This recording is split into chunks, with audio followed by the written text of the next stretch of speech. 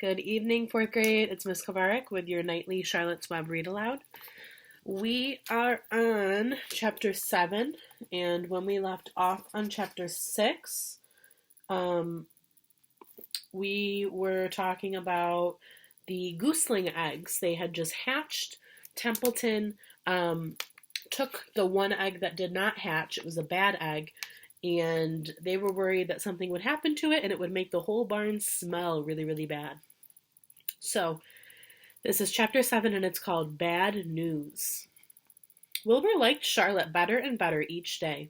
Her campaign against insects seemed sensible and useful. Hardly anybody around the farm had a good word to say for a fly. Flies spent their time pestering others, and the cows hated them. The horses detested them. The sheep loathed them. Mr. and Mrs. Zuckerman were always complaining about them and putting up screens. Wilbur admired the way Charlotte managed. He was particularly glad she was always put her victim to sleep before eating it. "It's real thoughtful of you to do that, Charlotte," he said. "Yes," she replied in her sweet musical voice. "I always give them an anesthetic so they won't feel the pain. It's a little service I throw in."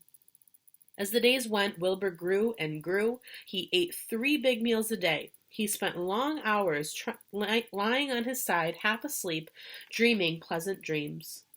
He enjoyed good health, and he gained a lot of weight. One afternoon, when Fern was sitting on her stool, the oldest sheep walked into the barn and stopped to pay a call on Wilbur. "Hello," she said. "Seems to me you're putting on weight." "Yes, I guess I am," replied Wilbur. "At my age, it's a good idea to keep gaining." "Just the same, I don't envy you," said the old sheep.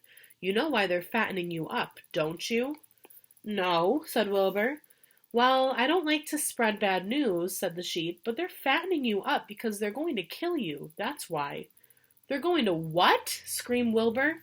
Fern grew rigid on her stool. "Kill you, turn you into smoked bacon and ham," continued the old sheep. "Almost all young pigs get murdered by the farmer as soon as the real cold weather sets in. There's a regular conspiracy around here to kill you at Christmas time. Everybody is in the plot. Lurvy, Zuckerman, even John Arable." "Mr. Arable," sobbed Wilbur. "Fern's father?" "Certainly. When a pig is to be butchered, everybody helps. I'm an old sheep, and I see the same thing, same old business year after year.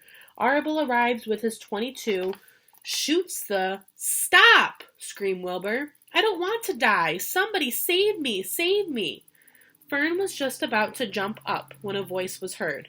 "Be quiet, Wilbur," said Charlotte, who had been listening to this awful conversation.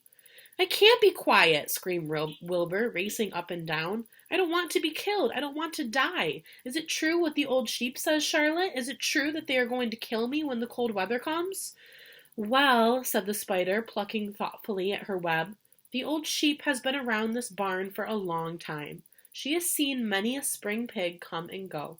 If she says they plan to kill you, I'm sure it's true.